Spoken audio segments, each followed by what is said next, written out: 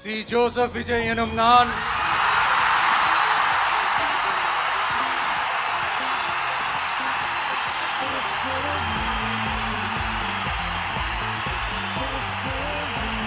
சட்டப்படி அமைக்கப்பெற்ற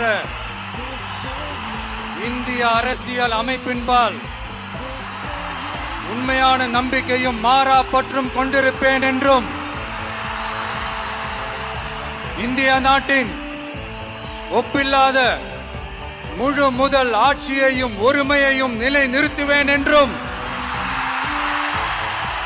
தமிழ்நாட்டு அரசின் முதலமைச்சராக உண்மையாகவும் உளச்சான்றின்படியும் என் கடமைகளை நிறைவேற்றுவேன் என்றும் அரசியல் அமைப்பிற்கும் சட்டத்திற்கும் இணங்க அச்சமும் ஒருதலை சார்பும் இன்றி விருப்பு வெறுப்பை